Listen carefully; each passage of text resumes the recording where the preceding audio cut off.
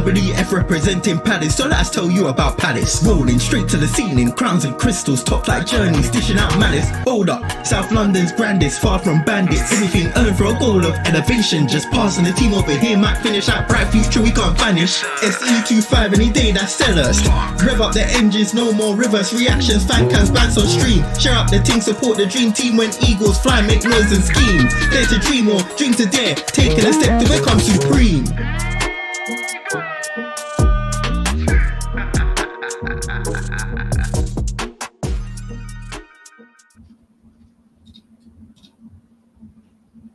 Hey up everyone, just double checking. Can you hear me? All good. All right, good. So I was in good. a rush saying that. I still got to get my ring light sorted as well. Apologies for the rush, but we are here for the match reaction between Wolves and Palace. Finished 2-2 last night. And it's safe to say I'm actually disappointed when I looked over it. Very disappointed. JC, how's it going, mate? Yeah, I feel similarly. I am disappointed with the end result, obviously. I think the performance was good. I think it's just we just need to finish our chances, really. I think that's probably going to be the main theme of today, just finishing our chances. Because if we could, the second we scored our first goal, we would have been far and away. Like, we would have won that game. Absolutely. Big up to everyone. Please smash the like button on the way in. JC, take hold for a second. I forgot to get my laptop charger. I'll be 2 secs.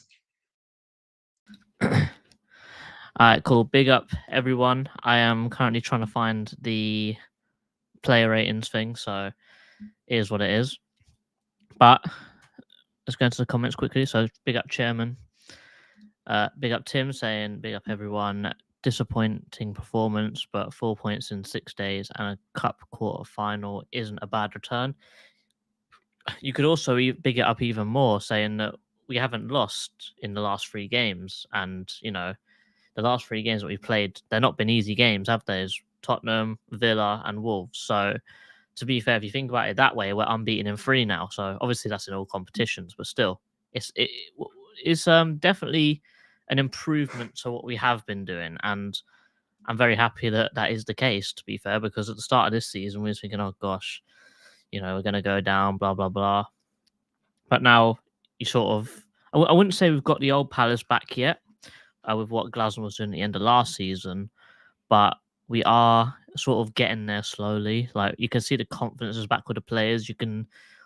I wouldn't say you can almost tell about with Mitchell, but you could also say that because of the fact that we've been playing so much better as a team, we haven't really noticed Mitchell or Munoz really being, I guess, caught out or not being able to do what they do. But yeah, exactly. No question. Much improved, and the fight is there, which gives me belief. Yeah, I think the fight is there.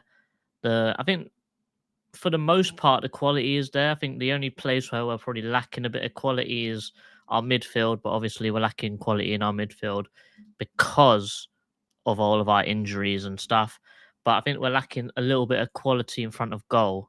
I think that obviously Eze being injured for Wolves was like, obviously it's not the best thing in the world, but also the fact that certain people just seem to miss chance after chance, and I think we'll get into that a little bit more later. But I think the overall consensus of this game is we scored, and then Sarr had 2 chances straight afterwards. If Sarr could even bury one of them, I think that's 3 points in the bag for us, because their fans were crumbling, they were booing, they were cussing, and they would have just fallen apart if that second goal went in instantly. But unfortunately, Sarr fluffed his lines 2 or 3 times in a row, I think. And that's probably where we went wrong in this game. Totally agree, and this is it. This is the Premier League. You've got to take your chances, you know. And you know, like I said in my fan cam, fair play to him, because obviously as he was coming off the pitch, you could sense he was annoyed with himself. I mean, it's not going to make anyone feel better. We didn't win the game. Do you know what I mean? I mean, you could tell when he missed the second one, how he's just when he fell over after he shot, he was smashing the floor and he was cussing himself. Yeah. Obviously, it's nice to see that he cares, but like, you need to be scoring there. I'm sorry. Absolutely.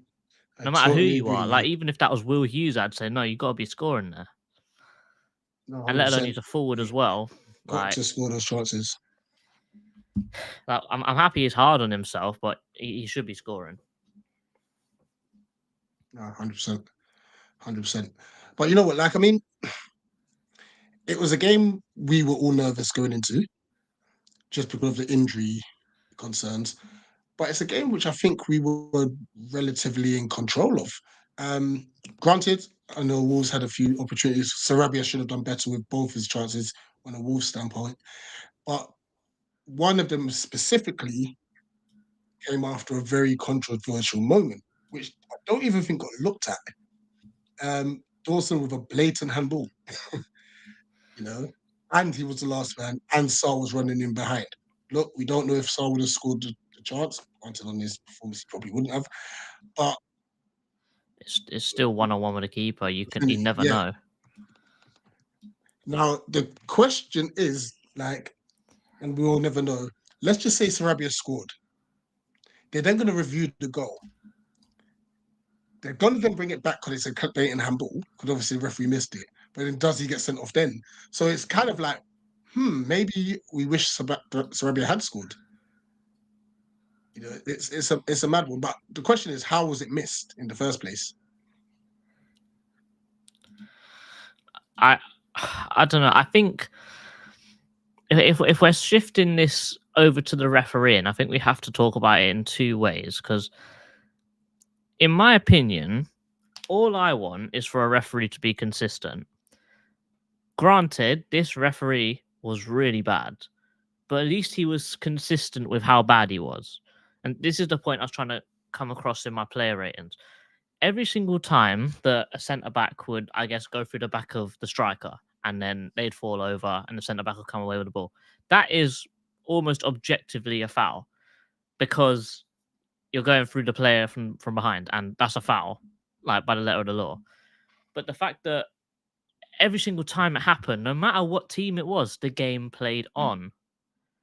So the referee was being very consistent with saying, yeah, granted, this may be a foul, but I'm going to let it play for both teams. So we both really got like the same sort of refereeing experience in that way.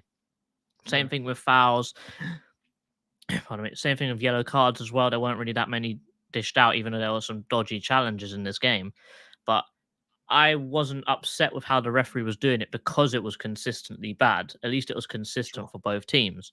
But that handball, is it a case where they're thinking, oh, it's too close and they've just kicked it against him? But I think that one, Mateta hasn't really kicked the ball that hard, and two, to me, it looks like Dawson's hand actually went towards the ball. Yeah. So, and then that is obviously a goal scoring opportunity. So it is objectively a red card. And also the one last night, I was sitting there going, you know what? I can see why the ref disallowed our goal right at the end. However, they both go for the ball at the same time. Munoz is entitled to go for that ball. It's not his fault that Sarr fluffs his lines. Then it comes into another conversation of, are goalkeepers too protected in the Premier League, which you'd probably also come back and say, yes, they are, because he made a massive mistake. He should, like, he should. Granted, he's got two hands on the ball, but it's sort of a damn. It's a kind of a pat. It's a pat. It's not a hold. Yeah. He's not got control of the ball. Munoz goes for it. If you look at it slowly, his foot and his hands touch the ball at the same time. And then the ball pops out, and Mateta with a really nice finish, actually, he sort of threads it through about 3 legs, and it goes in the net. Looking at it now, after seeing all the slow-mo, in the moment, in the time, say, okay, I can see why. Because the goalkeeper gets protected. But now looking at it, it's the goal should have stood. And I've even seen some Wolves fans saying it should have stood as well. So, you know, even when the opposition fans are saying a goal should have stood against them, granted, this guy may have had a Gary O'Neill agenda, but... I think there was a lot of that, though. I was all over Wolves' Twitter. They were like, oh, why didn't the ref give it? Yeah, because if it happened, O'Neill might have gotten the sack. You never know. Yeah. But still, handball, blatant red. that goal should have stood. If everything went how it should have done, we would have won 3-2. But it is what it is. We are Palace. We don't really get the luck of the draw. Yeah, absolutely. What did I say? JC, any comments? Yeah. I don't think we're getting the luck at the moment. Goal difference is -5. 15th is -4. 17th is -11. But the game is one we should be winning. I haven't seen that handball back, not in the highlights, but like I say, I'm not surprised. It feels we've been on the wrong side of a large number of VAR decisions so far this season. I actually saw someone went through and they saw all the VAR decisions that allowed and disallowed goals and how their points were reflected. And to whoever did this survey, apparently we are 0. We've gotten the same amount of good and bad decisions, but I don't know what kind of games they're watching, because the VAR decisions that I've seen, we've definitely dropped so many points because of VAR. I think the only one that I can actually remember, or two that I can actually remember that we've actually gained points, is one where I think it was against Arsenal away, and I think one of their goals got disallowed because someone was offside, even though I don't think they were. But so we got lucky with that one. And the second one, to be fair, it's not even VAR related. Do you remember when Aston Villa, when we fouled Grealish and then he passed it as he got fouled, the ref blew and then they scored? So it got chalked off because the ref blew. It wasn't actually a VAR thing. So, I don't think that's the case. I think we definitely dropped some points because of VAR, but I think every single team in the league would say that. Handball was blatant. Big up Animal. Gay will score more than Nketiah this season. I want to talk about Nketiah later. I really do. It's on the agenda. Tim saying goal should have stood, but if VAR gives that, was VAR last season, it would have been a bloodbath. Yeah, yeah, it wouldn't have been nice in that stadium for the ref. And I actually said this to Chairman. Nketiah is a IU downgrade. And it's crazy to think that Nketiah is a IU downgrade and we spent 30 million quid on him. Just messaged me this morning. Sorry, I haven't had my dinner yet. Just messaged me this morning. Who? About Nketiah. And I know, we'll discuss it later. But in summary, I said that before I write him off, I want to see him play regular games in his natural position before I write him off. But what I've seen so far as the inside 10, it stinks. But we'll discuss it further later, definitely. I mean, to be fair to him, not even to be fair to him, to be fair in general, he has had 2 games. Both, I think, he has had 2 games. I think one was in the cup and one wasn't. I can't remember what league game it was. I think it was Liverpool at home, actually. But he played up front, and granted, the Liverpool game is what it is. You're not going to get many chances. He did score a nice goal, but it was offside. The only other game I can remember... Forest away was the one. And he was a lock in that one. And the other one is... QPR away? It was QPR away. Even though he scored, he stunk the place out. Also, on a side note, did you see IU's goal? No, I haven't watched much of the day, to be honest. All I'm saying is that the link-up play for IU to be in on goal within the 6-yard box, the link-up play was mad, and he just smashed it in the far corner. I'll check it out. And his assist was a back heel. Oh my gosh. He's scored 2 96-minute equalisers. And, in a weird way, those equalisers kind of helped us. Okay, that's it. Palace legend. Palace legend. 100%. Right. Before we talk Nketiah, I just want to quickly mention Glasner's comments. Obviously, you were talking about the VAR decision. Glasner's called them out. But once again, you know what? As much as Glasner has done things incorrectly, what I must say is he acknowledges he's made mistakes. And also he can acknowledge when, like, for example, yesterday he said, "Listen, we can talk about the refereeing decisions all we want. The game should be dead and buried." You know. Mhm. But there's an element of Glasgow I want to talk about. Sorry, is regarding his substitutions. Now, hear me out. I'm one of the biggest advocates of having youth play. All right. But I thought about it.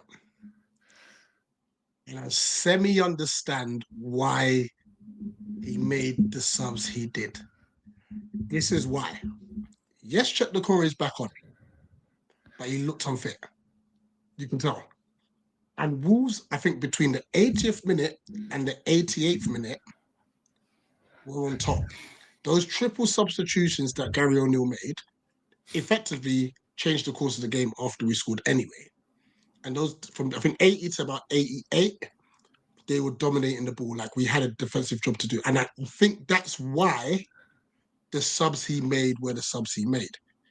Let's just, but obviously from the 88th to like 97th, we went to, that's when we started being on top. And I think had that been the course of action, say from the 80th minute, I think he would have made more attacking subs. So I think he was trying to protect the point, just because of the way the balance of play was going. What it shows, I'm gonna hopefully you're not gonna see this, because this then now leads nicely to the Kamada enigma. I thought Kamada played well first off. I think he was good. He's gonna get scapegoated. It's just what it, there were players who were stinkier than Kamada, but Kamada's name was coming out yesterday. But here's where Kamada struggled, and it was literally after the substitutions that Wolves made. They went into a 4-2-3-1 instead. So obviously we're still trying to implement our press. All right. So what happens here is that, so let me switch these two around because it was Lamida who was so key to this. Or since Lamina came on, the whole game changed in their favour. This number one, I don't even know why he wasn't starting unless he had a knock or something. But Lamina changed the game. I could how good was he? Like, let's give him props. He was so good. I know this was in Ketchup, but obviously that changed later on as well. And Kamada was about and then Hughes. Now, this is where they were quite clever here. Wolves. They were very clever. Cunha, Sarr, and Sarabia. Okay. The moment they went 4-2-3-1, and I think we kind of got suckered in. Pause, just in case. The ball would come into Lamina here, and I think the issue Kamada had is that he was just too aggressive with the press. And he would press on the outside, which meant Lamina just put his body in front of him and rolled him. It happened about 3 or 4 times. What he needs to do is be a bit more clever and press. If he presses on Lamina's inside, the only place Lamina can go to is out wide, which gives us time to recover. But because he's trying to press so aggressively and try and nick it, he's always pressing on the outside. And by that time, Lamina's gone. And now you've just got runners. It was literally run after run. Now, granted, you could potentially question why our backline was so deep at times, but this is where I think Kamada struggled in the second half, and that was just based on the change of formation. Even sometimes it was left with Hughes having to track back. So I think he's just got to look. He's not playing in his natural position. I think he just needs to be a bit more clever with the press and don't go too gung ho. But apart from that, I think he had a decent game. So yeah, that's what I wanted to show. I think, obviously, I get where you're coming from with this one specifically, but I do think that we need to also talk about defensive errors from individuals as well. because granted, people were bigging up Chalobah, obviously, well taken goal, but this is the second time in 2 games this week, actually, one against Spurs and the other one against Wolves, where he's been through on goal and his shot has just completely missed the ball. Like, we would have been 1-0 up with that first one if he literally just got anything on it. He kicked past the ball and it hit his standing leg. Obviously, then Mateta goes through and then it's offside because Chalobah was in the way. But he was onside. If he got anything on it, he's scoring there. That's one thing. Another thing, obviously, the goal he took, great. Took it down, great finish. But there were 2 or 3 times where him and Lacroix were running back towards goal, and Chalobah tried to go and intercept the ball, and he absolutely fluffed it twice in a row. Both times one time he tried to jump and get in the way and use his head, misread the ball. The next time he tried to not even look at the ball, he was running straight towards the Wolves player, and it looked like he tried to boot the Wolves player instead of instead of intercepting the ball. And then obviously, then as he sold himself, he left Lacroix with no choice but to leave his man in the middle and, press the ball, because that's literally the only thing he can do. Pass across, easy goal. I think, what do you think actually went through Chalobah's head there? Do you think he thought, oh yeah, I'm just going to smash him and hope for the best? Or do you think he actually tried to get the ball and he just misread it completely? I think he's misread it completely. But in the instance, if you misread it, I would rather him take him out and take the yellow. Yeah, why is he just if he's doing that, why is he just falling flat on his face and then that's it? Yeah. Because I can't blame Lacroix for that, because you have to go and press the ball, because if he doesn't, the other guy will just run it straight towards the goalkeeper and shoot himself. But I think it was from him doing something so well in his goal, and most of the time his defending's good. But now looking at him specifically, he is a lot like Mamadou Sakho, in my opinion, where he's brilliant, but he's always got one clanger in him a game. And the unfortunate thing is as a centre back, if you have a clanger, more times than not, it'll end in a goal. Yeah. And it's funny you mentioned Chalobah and that mistake, because he mentioned that in his post match as well. It's like, yeah, it was my fault for their goal. So I haven't once watched again, it's any of good to hear. stuff, to be fair. Yeah, it's good to hear our players are taking accountability. But you know what? This is why I'm disappointed. To have no Eze, no Wharton, the core is still to come back. And to play that well still. Yeah, to create that many 10 shots on target. 19 shots total. 10 I remember attacking has been our issue this season.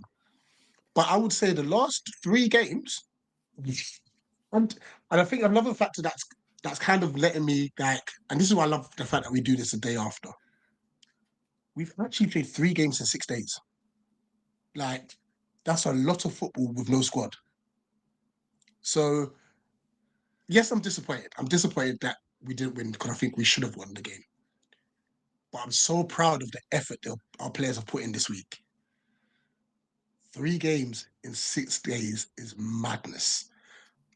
So I'm optimistic. It shows me that even with a depleted squad, we can compete. That's what I'm more happy about, because we could have got absolutely rolled over yesterday. Granted, we know that Wolves are bad defensively.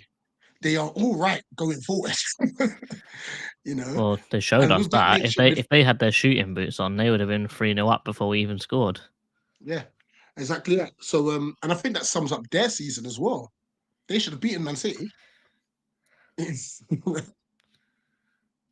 So yeah, I'm more optimistic about the Fulham game now, just based on that. And don't forget, we've got 4 points from our last 2 Premier League games.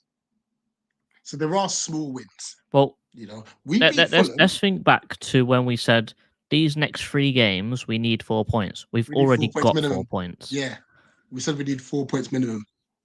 We've already got 4. We could probably go above that. Yeah. So we draw or beat Fulham. We've put ourselves in a very. I know the points doesn't look it, but we're putting ourselves in a much better position than we once were. I think also with the performances that all talk of Glasner getting sack's gone out the window as well, which is very good to hear. Absolutely. I mean, if we do beat Fulham, that puts us on 10 points. There's a cluster of teams that are on between 9 and 13 points. There's a big cluster. Like the league, I think Arsenal, granted, they're fifth. They've got 18 points. I'm not saying they're going to lose the next game, but let's hypothetically say we beat Fulham and a team like Arsenal don't win. It's 8 points behind Arsenal, which shows, that's what I'm showing how close it is at the moment. You know, we're not too far adrift considering how start. If we get a couple of wins under our belt, it could be looking a bit more rosy. So, but I think we've got to beat Fulham. I mean, I would take a draw. Oh yeah, same. I would as well. But obviously, if we get a win, then we go to 10 points, I think. Yeah, 10 points. Yeah. And then you go instantly into double digits, and then the season looks a lot better already. Because then, if you get 10 points, and let's say the people below us lose again, then you give us a barrier of 4-point gap. So you have that, like, I wouldn't say you have the ability to lose and still not lose position, let's say. Yeah. So all you want to do at the start of the season is just make that gap between yourself and the relegation zone as big as possible. Granted, we've been around there because we've been really bad at the start of the season, but now we've got confidence. We're playing, we're moving forwards, we've played with intensity. There's fight there now. I think that we're going to start flying. Like, I wouldn't say flying up the table, but I think we're going to start picking up points a lot more regularly than we have been this season. Absolutely. Let's do a few more comments before seems Tim's in the back. So Yeah. Tim. Do you see Ayu's goal? It was a very nice goal. We have to sacrifice the back three, push Chalobah up with Decore, Klein or Richards in, Commander in the 10, and sub in Ketia. I wouldn't break up the back five. I wouldn't change it for anything. I wouldn't change it at all. It's unfortunate. Obviously, Will Hughes. I told you. Rich, did I not tell you that my man's not playing for Fulham? Yeah, but it's the way it happened was so dumb. Surely someone's got to give him a message like, "Hey, you're coming off soon." He goes, "Wait, hold my beers." And the worst thing, he's had the cheek to say, "I got the ball, brother." The ball was nowhere near you. Why on earth did he make that challenge? You know what the funny, you know what the funniest thing was. You know how the commentator went, Will Hughes is coming off now. I was literally just about to say to the chairman, Will Hughes has done so well to not get a yellow card here, you know. And then, I think he heard me. He went, "Wow, have that." I should have put a bet on it. I really should. I would have made loads of money, but you wouldn't. It's guaranteed. No, but the fact that 5 yellows, I think that's a little bit less guaranteed. I still don't think Decore will be ready for next game for fitness purposes. He's gonna have to play, but he has. I don't know. Yeah, if Hughes hadn't got booked, then it would be Hughes and Command, and we could still rest Decore. If it was me, I would 100% wholeheartedly play. It's probably gonna sound mad. I'd wholeheartedly play Decore Deveni in midfield, and then put Kamada in the 10, because I wouldn't mess up that back line. I wouldn't be mad at that. I would not be mad at that. I think Deveni is quality. Mm-hmm. Also, did you know that we are for a team and a manager that says I like to play the youth, we are actually the team that give under 19s the lowest amount of minutes in the whole Premier League. Did you know that? That's crazy. They've been given 16 minutes this season. And I don't know where all 16 of those come from. I know 6 was from Agbanone, but where's the other 10? I have no idea. Bare comments. Big up everyone. We're going to show these very quickly. Nketiah getting dispossessed leads to an immediate break for the second goal.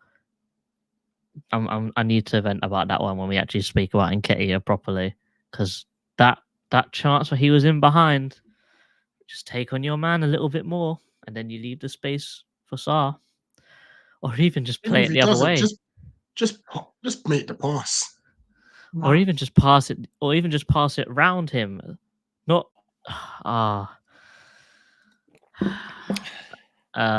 big up the dog. New conspiracy. He gets a yellow every game. It's not a conspiracy. It's the fact. Sad.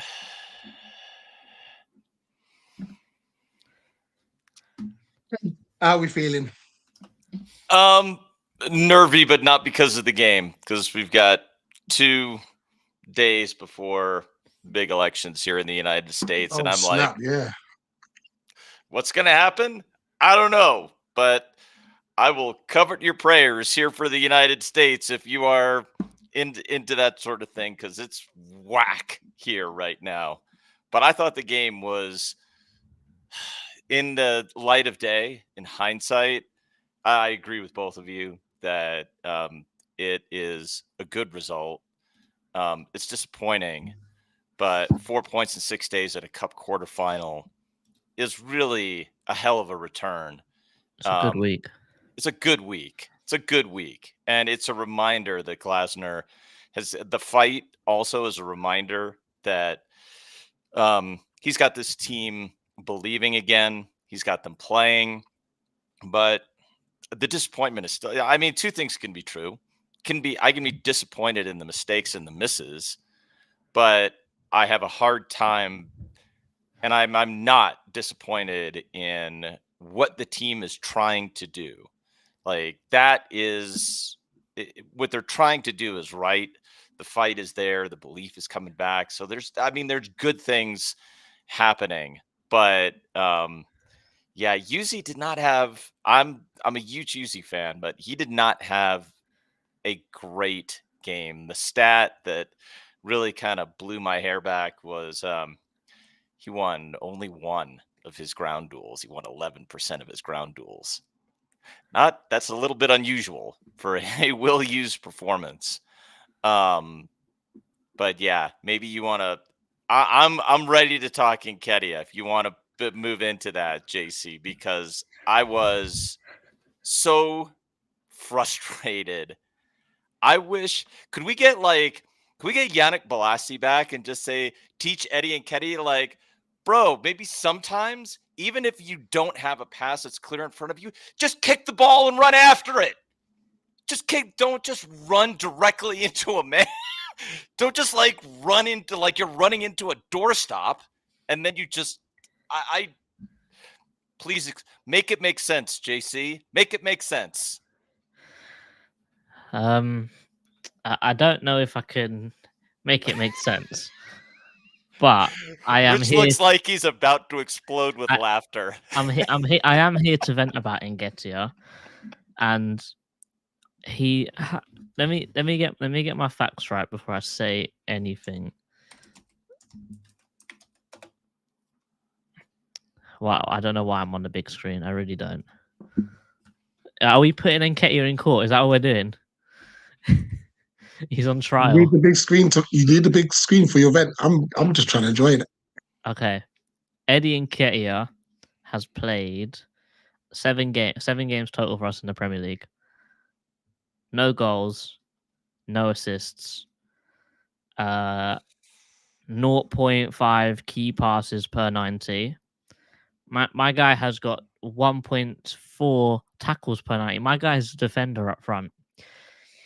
And who was a striker that I think we got for like £2 million about 5-6 years ago? Oh no.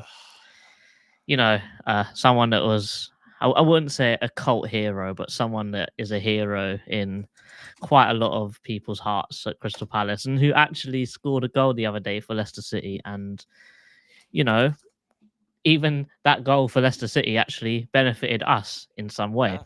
Yeah. Jordan, are you? 4 starts, 2 goals, 1 assist. And we sold him for what? £5 million? I don't, or did we let him go for free? I can't remember. No, it's 5 million with 3 million in add-ons, so he could end up going for 8. And the way he's going right now, it looks like it. I mean, if he keeps this up, it will be 8. I mean, what I'm gonna say is that Ayew scores goals, and he takes on his man, and he wins fouls. What does Nketiah do? He doesn't score goals, he doesn't take on his man, and he doesn't win fouls. He gives away fouls, and his performance over the last few games, I don't like to be He jumping also to loses the conclusions. ball. I don't like to be jumping to conclusions when it comes to players that we just bought and players that we don't play in their preferred position. But I feel like if you played that many games in a certain position and the manager's spoken to you and said, this is what I want you to do when you come in, and he's had that conversation with the manager before he even came in, and he says, yes, I can do that job, I can do that role, and he's still consistently not doing it. Are we here to say that he is the worst £30 million that Crystal Palace have ever spent on a player? Too soon to say that. Is it too soon to be saying stuff like that? It is. I think it is. The only reason why is because when you look at the other two, Benteke, his first season, incredible. Yep. Granted, since then, down, and he had a good season, down, good season, and then we sold him. Mamadou Sakho, he was good when he was defending, but he always had that clanger in him. So that's why we sort of went, he's a bit okay. I haven't actually seen anything in Nketiah that I'm really thinking is that actually is worth that amount of money, even for Arsenal. I think the only time I've ever seen him being worth that much money is his game is called a hat-trick in. I think Sheffield we've overpaid United. for him. Yeah, we might have. Yeah, we might have. I'm going to be the defendant of Eddie Nketiah. Go for it. We're playing a system that doesn't suit him. Granted, I do understand your arguments. Why do we buy him if it doesn't suit him? Well, I don't think we bought him to play as inside 10. I think we bought him as competition for Mateta, and because Mateta was trying to be a bit of a, who regarding his contract, which is obviously, I think, sorted out. I would give Mateta the money. I can't lie. I think with Eddie, I think he's just trying too hard. And that comes out in his decision making, which is a shame. It's one of those ones where I think he gets that first Premier League goal, he's already got the monkey of his back. And then he can kick on. The question will be, would he get that first goal playing as an inside 10? And I don't think he will. I don't think he'll score a goal in that position. It sounds mad considering it's a forward. But the way he plays, it's not suited for an inside 10. He's a player that likes to be off the last man. He needs to be given the ball in the box. And that's the biggest thing. He is a fox in the box. Yeah. Like, let me think, because you don't really get foxes in the box in the world. That game's kind of gone. Maybe Haaland, but the one that I always think of, like Chicharito, initially was like, say, Gary Lineker back in the day, and then nearer time, maybe Ruud van Nistelrooy. Like anything on the penalty area, he's sniffing. Like Chicharito, I think you mentioned there, JC. He's a good example as well. If we were to use proper width, like if Munoz and Mitchell could cross the ball, I think Eddie Nketiah will score more goals, being a number 9. But we can't drop Mateta because he's playing well. So we're shoehorning Eddie Nketiah in because of the amount of money he costs. I don't think we should do that. We either play 2 up front or we make them fight for that one position. But That's how we would get a the best club football. like us spend that much money on competition? I don't think so. I think that a conversation's had that he is going to play that inside 10, and it just hasn't worked. Well, Well, they I'm going gotta to figure add it out. something. I'm going to add something to this because I think that's right, Rich. We've this is one of those areas where the window was a little bit weird. I think the reason that we got It was bad. I don't think it was bad. I'm not going to go that far. I think the window was a little weird, but I I'm not going to slate the board the way they've been getting crushed lately because we did bring in players too late. I do think that's objectively true. But I do think I'll use Kamada as the example here.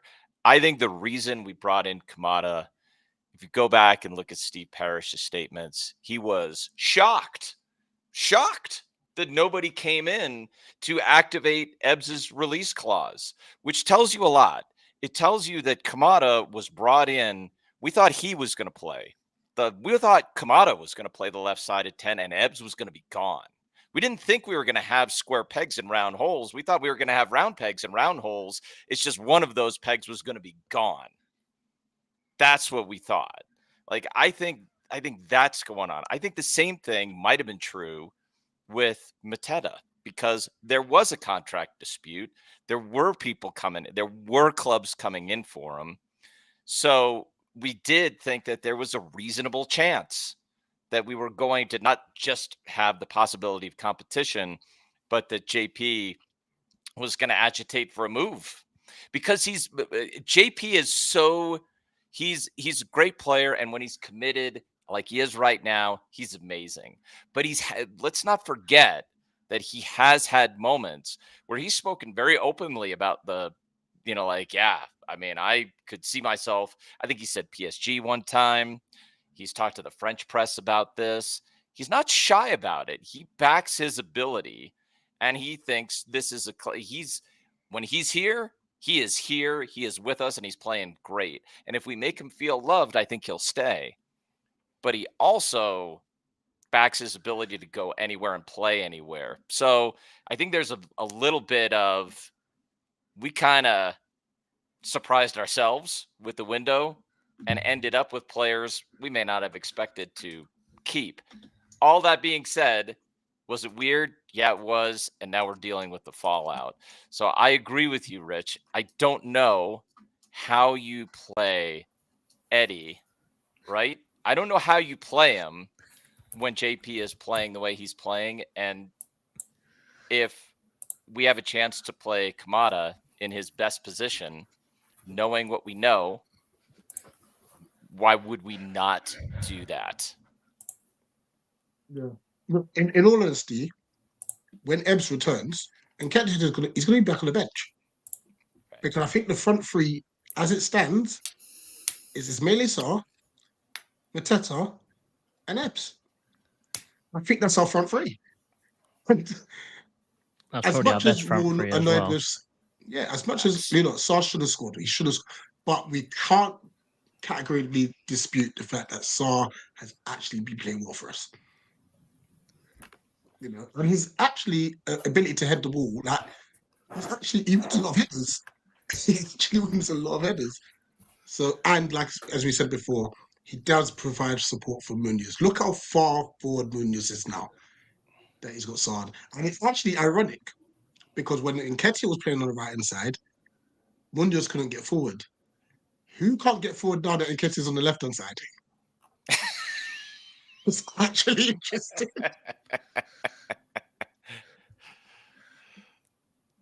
So, he's a centre forward and that's it, to be honest. Mm-hmm. And you can't drop Mateta. He's just playing too well at the moment. No. Yeah, he's undroppable for sure. Dan. How's it going, mate? Yeah, good. I'm quite good because I didn't actually watch the game, so I didn't watch. So to be honest, all I did was watch the highlights and I followed the stats. The only things I have to say is, how did we not win that game? Yeah. Secondly, how was the ref not given a red card to Dawson? And How's he disallowed that goal? He spilled that through no like. Granted, I know Munoz touched him, but that wasn't what caused him to drop it. What caused him to drop it is that he's a crap goalkeeper who doesn't want to be there. Yeah. Don't say Munoz touched him. Say Munoz tripped over him. That's different. Yeah, if anything, it was a penalty. Right. Just need to ask something about this actually, because like I said, I've watched it like, time and time again just to see, and I've actually come to the conclusion that it wasn't even a foul. But when did the referee blow the whistle? Out of curiosity. The second Mateta took the shot. See, once again, Did he? why couldn't the ref just wait? Ain't that what VAR's used for? Funniest thing as well, that's exactly why Eze's goal wasn't allowed to stand in the Brentford game. So We've it been done weren't by the even same allowed thing to review twice. it. Yeah. And they actually issued an apology for that as well. And they've done it and it's happened again. Oh, Did for they this issue game? apology? Yeah, they apology? actually. Yeah, I'm sure. Where? I'm pretty Wolves? sure that. No, not Wolves. No. The Eze one. I'm saying they Oh, issued an apology Oh. to say, "Oh, sorry, we shouldn't have done that," and it's happened again. Look, don't get me wrong. I can understand why the ref blew. I can understand it. But what my argument is, they said they've got VAR to help. Offside, you see them let it play on 3, 4, 5 seconds and stuff. Let's play out, let the ball go in the back of the net, then make a decision. Because it could even be a case where the ball goes to the back of the net, he then blows and says, we need to check this. You know, and it's a matter of waiting a second or two. Well, so I have a question about this because on the U.S. broadcast, what they said was, and what I thought I heard, but maybe I didn't hear it. I thought Taylor blew when the ball is in the net. And then what they were saying on the broadcast was they were saying that they were talking to VAR, and VAR said back to Anthony Taylor, we're sticking with your call on the pitch. We're not going to overturn it. That's what they said on the broadcast. I don't know if that's right. But Is that If the ball's But gone how in the can back of they? the net, say that again? if the ball's gone in the back of the net, then how can the ref blow? It's a bit confusing. Yeah, if because Yeah. as far as I was aware, if the ref blows the whistle It's a good before the point. ball's gone beyond the line, then they can't review it. That's what exactly The VAR why. can't intervene, yeah. Yeah, that's Yeah. exactly why Eze's one was disallowed. But Got it. And Yeah, I mean, unless it's a obviously dumb it's rule. gone in, it's a good because the point, speed yeah. at which it got disallowed was very quick. It's as if the decision was made already. yeah, Yeah. I always go back to the fact that I think goalkeepers are overprotected. So even though he made a Oh, yeah. mistake, he's getting protected for it. We actually Yeah. got away with one against Man United with Henderson last season. The exact same thing. I think that was a very light foul. Henderson spilled the ball got put in the net. Oh, the I Hoyland. remember that. Hoyland. Yeah. Yeah, I think The- that was the very Hoyland. light, and we got protected by goalkeeper rules there again. So I guess Yep. it's sort of what goes around comes around in that case. But Yeah. still, I think Yeah. goalkeepers in general are way too protected as it is. No, absolutely. And to be fair, I do agree with you. Like, I think the refs and the referee and officiating is so crap that more or less speaking, outside like the big six teams, I do think it does kind of even itself out over the thing. But it shouldn't have to be honest. But Absolutely. Cool. All right, let's finish up with Tim's favorite thing. Oh no. What? Oh Lord. Just getting charger. Well, Rich, if you delegate between the three of you, and then I'll just put the players in the right place. So the starting 11 and the benches all along here. 3 of us? Dan said you didn't watch the game. Okay, well the 2 of you then. Dan can just be here and watch. All right, I'll be nice, and Tim can have Dean Henderson. Hendo had 2 very big saves. He's not responsible for either of the goals. He might be my man of the match for Gay's gonna be my man of the match. 7 at least. 7. Go 7. Yeah. Gives up 2 goals, can't be higher than 7. But very good performance. Is that Mitch? Yeah. 5. Don't think he was. Didn't notice him. Let's just say that. I didn't notice him. Yeah. Yep. No changes. Great. Lacroix, 7, because none of the goals were his fault. Chalaba getting the goal. He muffs the goal. He's responsible for. How do you balance all that out? 6. Got to be a 6. Munoz, 6. Once again, he's getting forward. Gets Just the needs to work his assist own though. product. He could have done better than that. You know what? Kamada had a much better. You know what? Sorry. Actually, can we give him Munoz a 7? Sorry. We've scored from a corner, guys. Yeah. An actual corner. An actual corner. And that was a hell of a flick on. Stop too. the count. Stop Yeah. the count. Maybe I need to stop watching games then. Seems like we score a corner every time I don't watch. 751 days is how Wow. long it took for us to score a proper corner instead of it being a second Corner. phase. We Lot can of- say lot of that firsts Fulham's this season. game number 1 again. We can say Fulham's game 4. Yeah. We How score about when we want. We score when we want. I do like So Kamada at a 6 there. By the way, I thought he's still getting bullied off the ball way too easily, but he was better, and he was miles better than Nketiah. Yeah. You know what's mad? I'm actually going to give him a 5 because he's been playing at 7s all season, Yeah. and this wasn't his best game. Plus, him getting that idiotic yellow card right before he's going to get substituted as well. Yeah. Sad but true. know, Sad but- but fair. Oh, I told Dan on Taxi, there's no point talking about Hughes against Fulham because he ain't going to be playing. So Nketiah. harsh but fair. It's got to be. I mean, Wait, it has to did you have be. Nketiah against Villa? I don't think you did. remember. Did I? Would you want to take him? Take him. I'll Take take him, it. Rich. Okay, yeah, then. Scroll down. Wait. Is it frozen? Wait, it's frozen. Oh, he's frozen. This is a first. Wow. Wait, and so is Tim. Icon. What? Oh, there Oh, we no. are. There You're we back. are. Oh, no. Okay.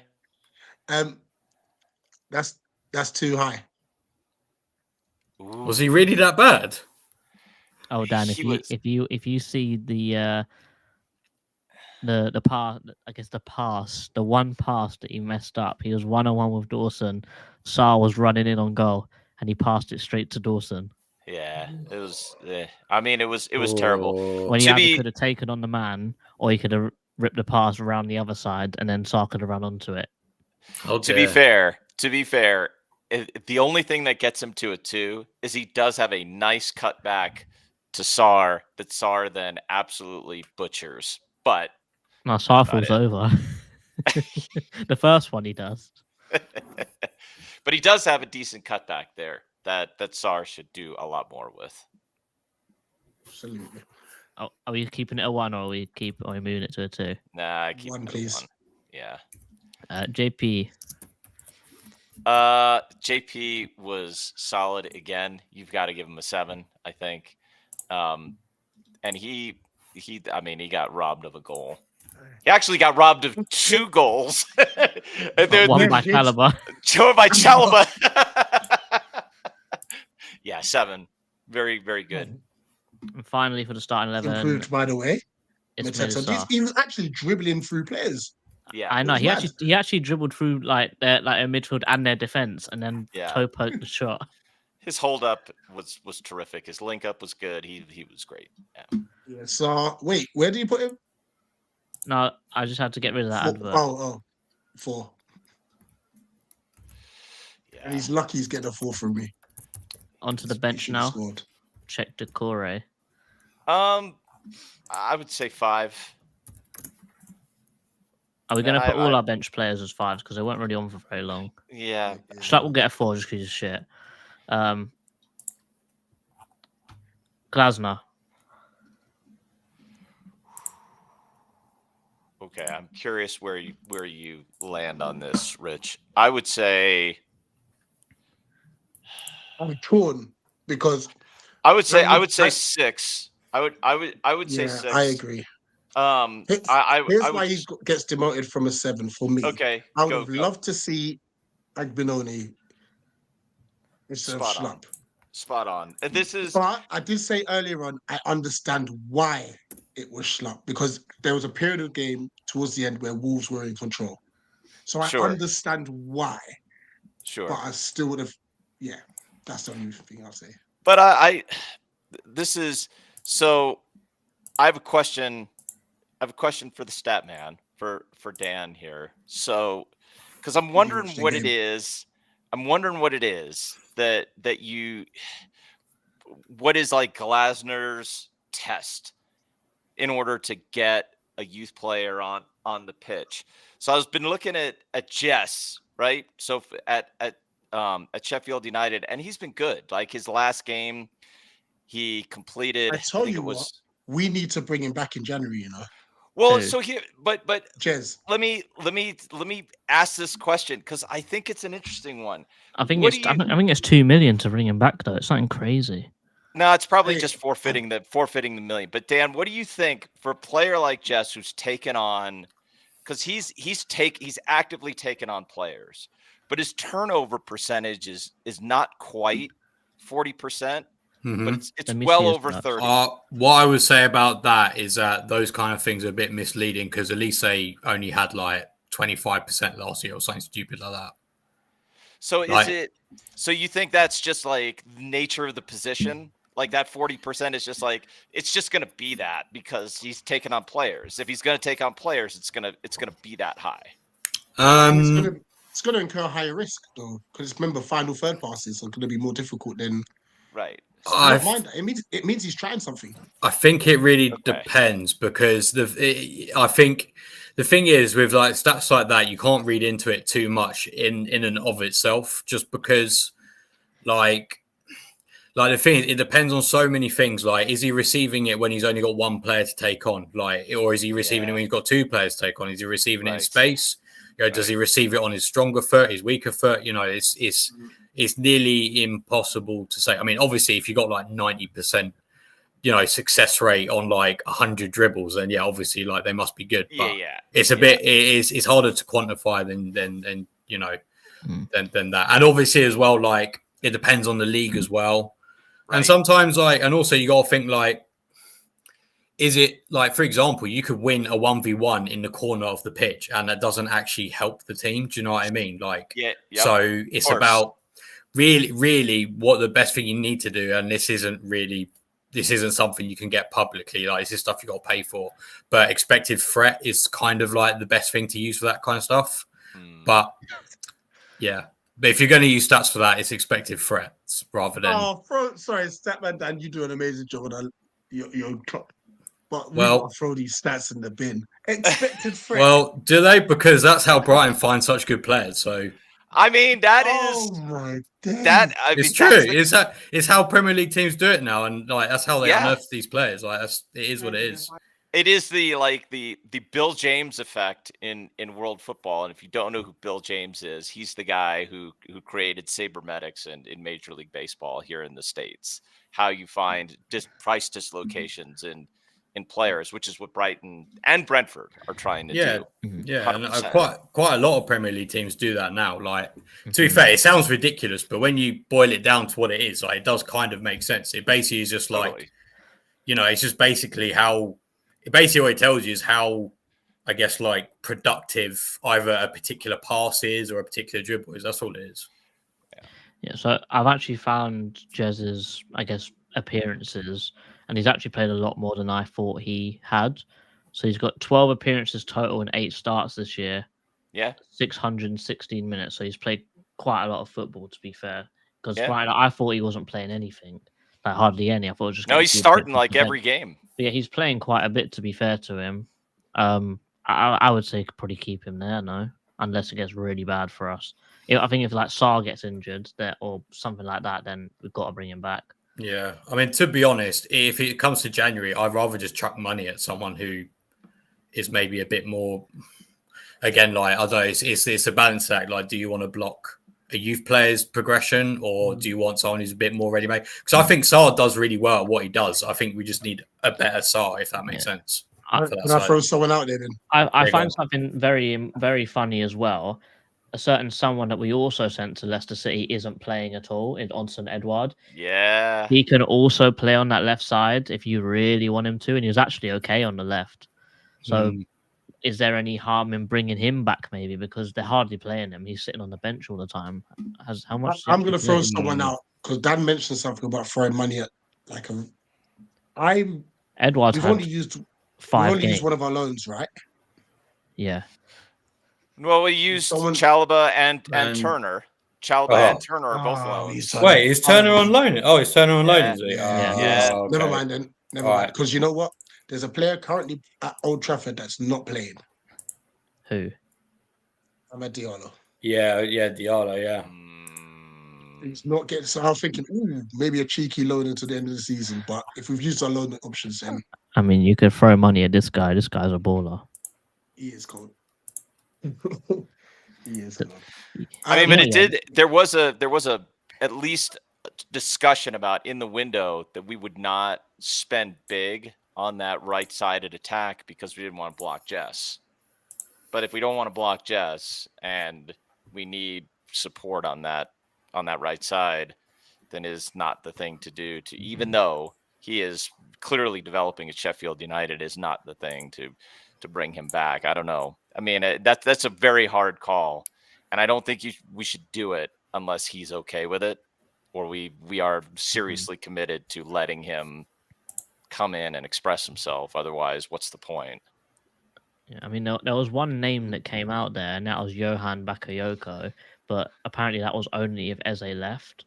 I don't see why that would have been the case. In my opinion, it should have been if Eze stayed and Elise go, you had to get Bakayoko in anyway. Yeah. Because for me, right now, he's really the closest thing you could get to Michael Elise in the whole world of football. To be fair, I haven't seen Marcus Edwards play many minutes.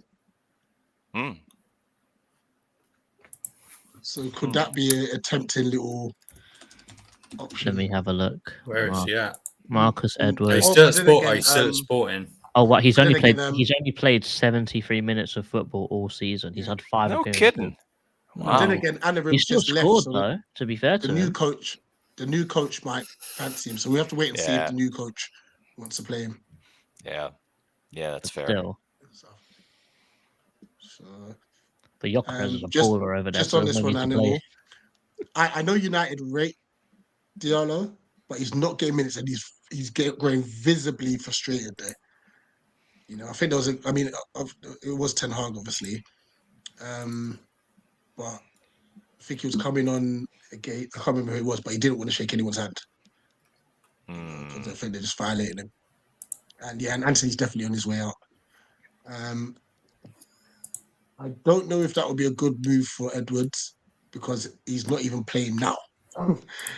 Adam didn't play him now, so I don't know if that will change. But yeah, just have to wait and see.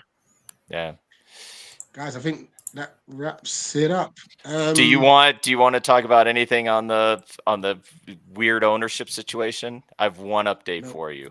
Okay, give us an update. But I don't want to talk about it. All right. Anyone else?